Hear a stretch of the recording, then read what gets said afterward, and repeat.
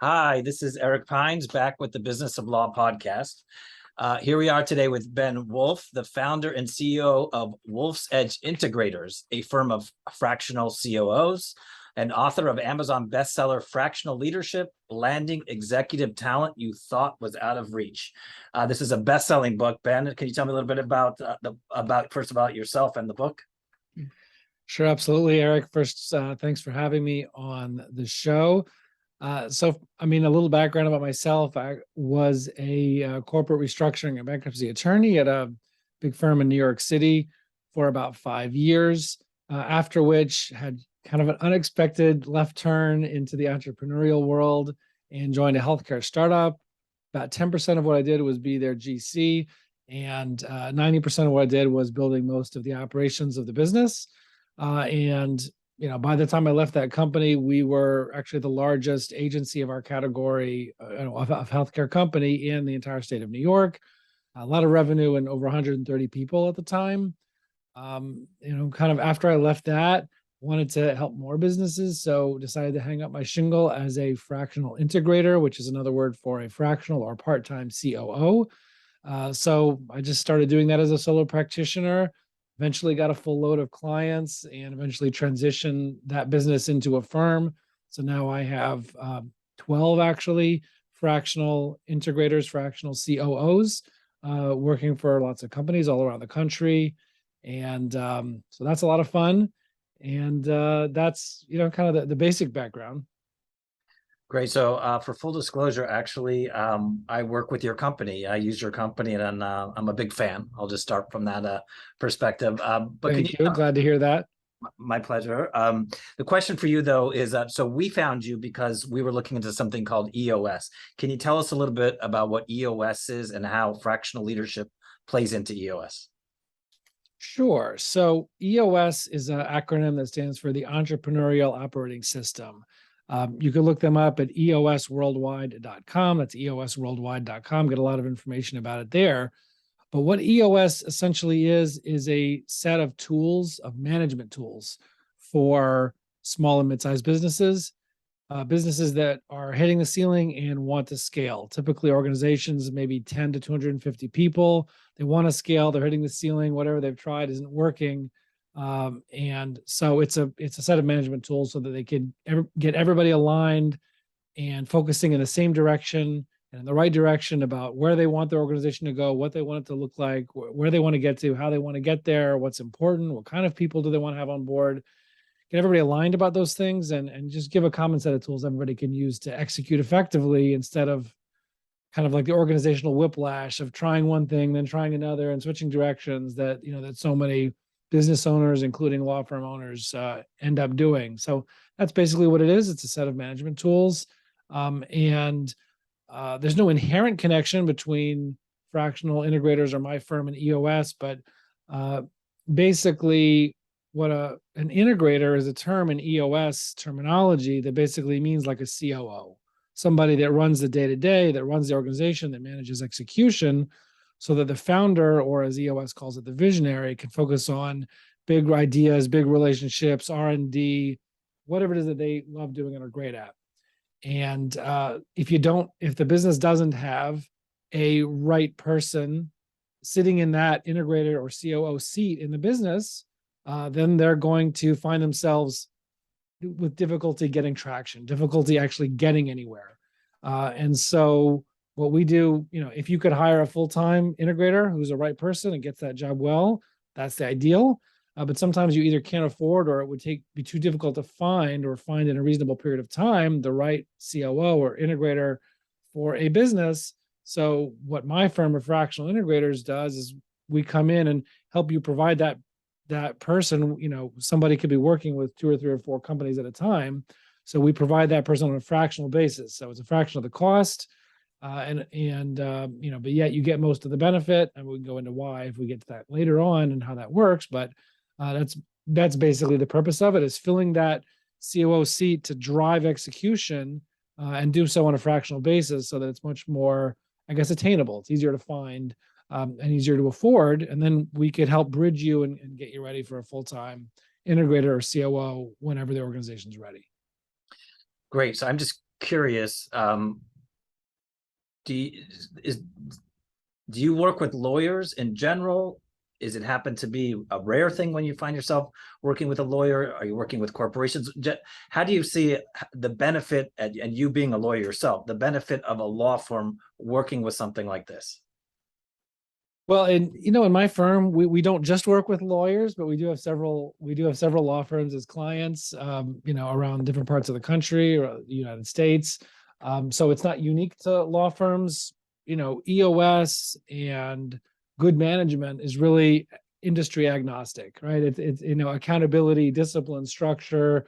Those are things that everybody needs. It doesn't matter whether you're in manufacturing, professional services, architecture, software, SaaS, law, construction. It doesn't really matter. The same as underlying principles really apply in all of those instances. But where I guess when you think about lawyers specifically, where it comes in is that a law firm is like any other business. I mean, it's not like any other business. It is a business. And if you don't see your law firm as a business and you only see it from the perspective of the fiduciary, responsibility and the work that you do for clients, then you're missing something. I mean, if you want to operate as a solo practitioner, very, very small firm, maybe one lawyer with some paralegals and secretaries, you don't really need much of a management system. You could do that. But if in your law firm you wanted to grow and to scale and to have other lawyers and and if you want to get really beyond any scale, beyond being a solo practitionership with a few assistants, then you need to think about your law firm like a business, because it is a business. And the same principles that make businesses frustrating and painful for any kind of business apply just as much to law firms as they do to any other business. That means having the right people, having a clear idea of what values and what behaviors the kind of people that you're hiring need to have and need to exhibit on a regular basis. It has to do with what kind of processes you use, and having processes and having handoffs between marketing to sales to operations, which in the case of a law firm is legal services, to finance and collections. All of those things apply, just in a somewhat different form, the same as any other business. And so I guess I would just say that as a law firm, you just need to realize that your law firm, if you want to scale it beyond much more than a solo practitionership, you need to think of it like a business and think about getting strong and what kind of people you're hiring, getting very intentional about that, getting clear on what you want your firm to look like. What does the future look like? What kind of life do you want to have? Getting clear about that, what you want the future to look like, and getting processes and procedures and technology in place that will help you stick to those processes and procedures, and quality control, and the finance side and collections and billing. And I mean, there's a whole interesting set of challenges, obviously, the law firms, similar to accounting firms and some other kind of businesses, have to deal with. But EOS as a management system specifically has tools that help you. They give you a framework within which to work on all those things. And you could do that on your own or do it without EOS, do it under a different management system like Scaling Up or Pinnacle Advisors or one of the others. But it's important to pick some set of tools that you use to manage your business, and ensure that you have the right people executing on them, that you have processes that you stick to. So you said something that intrigued me, and I know a little bit about this because I've studied EOS, but I want to hear your perspective. You said there's a visionary and there's an integrator. What's the difference between the visionary and the integrator, and are they always different people? Right. So I would say about 98% of the time they are different people, or at least 98% of the time they should be different people. Very often for financial reasons or because you don't have the right person, very often whoever the visionary is also forced to sit in the integrator seat, meaning to carry on the integrator role, even if they don't like that part of their job. But so what is the difference between a visionary and an integrator? Visionary, when you see them, because they're the kind of person that loves big ideas, big relationships, big deals, maybe R&D, maybe a super great expert in their field. Maybe they're big in that. They're the big artist, the big creative person. They own the culture. Again, big ideas, big relationships, big deals. They love to work at 30,000 feet. They can be great at attention to detail for short periods of time. And when it comes to follow through, beyond a short period of time, they're typically not strong in that area. So typically in an organization with a visionary at the helm, you'll find like, oh, they'll learn about some great, amazing new thing, and they'll launch some new effort and get everybody involved in it. And then 2 months later, before it's even finished getting all of its results, they found another new thing. Oh, maybe that's not working. Let's try the next thing. And then all of your people, if you have people, are getting whiplash, kind of going from one idea to the next. And they learn to take all of your ideas after a certain period of time with a grain of salt. It's like, oh, this is just the latest fad, and get a sense of whiplash. And so, highlights, that's kind of what a visionary looks like. They're really the energy and the engine behind all the success of the organization. So it's critical if you have a visionary. Obviously, they're critical to the growth and success of the business. But their lives are filled with pain and frustration, and their team's lives are filled with pain and frustration because of this whiplash, because of the inability to create those systems and processes and tools that can make a business scalable. So you end up just hitting some point. You grow a lot really fast, and then you just hit some point where you're hitting the ceiling, and you start not giving good results to clients or customers, or you start losing people because of morale problems, mistakes cropping up, working 80, 90-hour weeks, and maybe not with as much fun as it used to be when you were in growth phase, but with a lot more frustration, pain, and anxiety. So that's what kind of happens when all you have is an integrator at the helm. Visionary, thank you, at the helm. An integrator, what that sort of looks like as a person, is somebody that loves running the day-to-day. They love follow through. They love systemization. They love executing the plan, not necessarily being the big creative guy or gal, but they love running and managing operations and follow through. They're good with that kind of stuff. So that's a match made in heaven, right? If you have a visionary that can kind of leave the day-to-day and the systemization and the follow-through and the detail over a long term to someone to run the day-to-day, to run the business, so that visionary is not dragged down into that annoying follow-through and practice and review and just all those details and stuff that just drags them down. If they're not dragged down by that, but they're freed up with someone else kind of managing all the teams, managing the lawyers, managing the paralegals, managing finance, managing sales, managing collections, managing finance. Someone else is kind of taking the day-to-day reins of keeping things going and executing the big projects. And then they're freed up to focus just on those big relationships, just on the big deals, just on the big new ideas, just on the culture. Then those things, that's the stuff that's game changing, is all that stuff. And if they're freed up and not brought into all that detail 90% of the time, then the organization can really grow like so much, because they're free to be themselves. They're free to be what they're great at and what they love doing. And so that's just kind of like a Batman and Robin, a dynamic duo. It's just kind of like when you can find that right integrator, which is tough because integrators are even more rare than visionaries in terms of a personality type. Then it's just magic.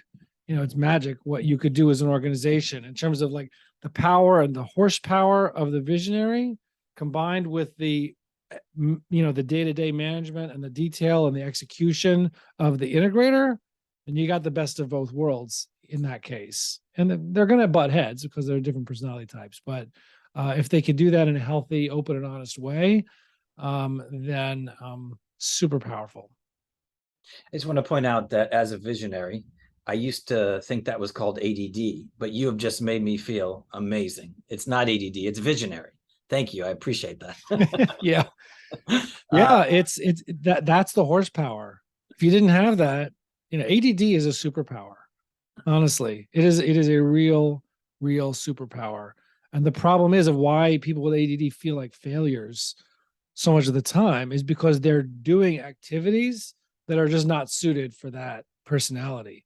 But if you can get someone else to delegate those activities or ownership of those activities and just to make sure they get done to someone else so that you could indulge your ADD, like, just get on conversations, be it, do sales meetings all day, do whatever it is, speak at conferences, travel around, like, whatever it is that you find fun, Relationship. and being an influencer, building relationships, talking to the members of the firm, even internally, and just kind of building the culture and juicing everybody up in a way that the integrator can't really do based on their personality.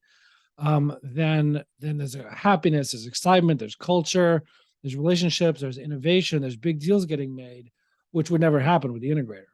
So, Understood. So I just want to point out that I've been nervous this entire podcast because you have an amazing podcast. So I have a lot to live up to, but tell me a little bit about your podcast. Mhm. So it's called WinWin, the WinWin Podcast. It is target market of the podcast is small and mid-sized business owners. So not big corporate, not solopreneurs, not people in their personal lives. And the theme of the podcast is really anything that would give value and actionable information and knowledge to those kind of business owners. There's a special focus on the podcast to anything related to fractional leadership, fractional executive leadership. That's a special focus. The podcast is actually now folded. It wasn't originally, but it's now folded into my other organization, Fractional Leadership, which is a professional association for fractional executives, both firms and solo practitioners, that I founded because I saw that there was nothing like that in the world. So created it. And so in that organization, fractionalleadership.io, we now folded the WinWin podcast into that. So that's, kind of some basics. We've been going for almost 3 years now. And just gives me an opportunity to meet super interesting people. I feel that way about this, but I hear you. Let's talk real quick about I like to end the podcast every time this way. Name 2 books that have changed your life or inspired you. 2 books I would have to say are, number one, Traction, which is like the Bible of EOS. Traction, Get a Grip on Your Business is the full title. It's by Gino Wickman, the founder of EOS, the kind of codifier of the principles of the EOS management system for small and mid-sized businesses. So that's just kind of the Bible of it. So obviously a lot of my business works with companies who use EOS. So I'll say Traction is one. The other one is a book called Who Not How by Dan Sullivan. And I think one day when I read this, I read it twice in the same day. It was just so powerful to me. Who Not How, I recommend everybody read it. It has the essential principle of the book is that when something needs to get done, the typical question you ask yourself is, how do I do that? Right? Meaning, let's say you want to start a podcast. You're like, how do I create a podcast? How do I record? How do I edit? How do I publicize? How do I find guests? If I want to do a marketing, if I want to build a great system for managing 15 attorneys, so I could say, how do I build this? What's the right system? How do I build a system for managing 15 attorneys on a legal team? In 3 practice areas, how do I do that? So what Who Not How says essentially is, instead of asking when something needs to get done, how do I do this? Ask who can help me do this, or who is the right person to help me do this? Because you could achieve 10 times more in your life when you ask, who is the right person to help me do this, or who is the right person to do this, than if you ask yourself, how do I do this? Because how do I do this? It's a whole new subject. It's a huge weight on your shoulder. It's hard. You're learning something. You're going to, if you're smart, you could learn how to do it, but it's not going to be as good as somebody who really knows what they're doing it. And so it's not going to be as good of results. It's going to drain, because it's a brand new subject, a huge amount of time and energy, and you're not going to be able to do anything else, or you're going to be able to do very few things. But if you ask who could do this, like, okay, who's built a team of attorneys before with a process on how to manage them, and like bring them in and let them figure out the how. And then I could work on that and another project and another project and another project. Okay, there's practicalities of money and different things and equity, whatever, how that works and how you do that. It's a whole conversation, but just as a mindset to say, who can help me do this? Who would be interested? Who's interested in this subject? Who can I collaborate with? Who would be a good partner in this? Who's already doing this? Who's fascinated with this? Who loves this? Who might want to get involved? I might want to do this also. And then let them figure out the how, because they're going to be better at that. And you're a who. Let's say you're the lawyer, right? Let's say your expert is in employment law. So you're the who for somebody who needs to, like, so they don't have to Google every employment law article. They just talk to you, and for 5 minutes, you can give them all the answers, or for a few hours of service, you can give them what they need. Whereas the same thing that you're doing in three billable hours would have taken them 20 hours to try to research and figure out on their own. So you're the who for them, and because you know the how. And so it's just an idea of asking that question. So those are the two. I probably was too long, but those are the two books. No, that's great. I actually just read The Gap and the Gain and recognized I should have read book. Not How before that. Same authors, great books. Yeah. I'm going to be purchasing that. Thank you. And then lastly, who would you say were the two people that inspired you the most in your, either in life or in your profession? Well, I'll focus on professional life. I mean, obviously there's personal areas where I might give somewhat different answers, but I'm focusing on professional life.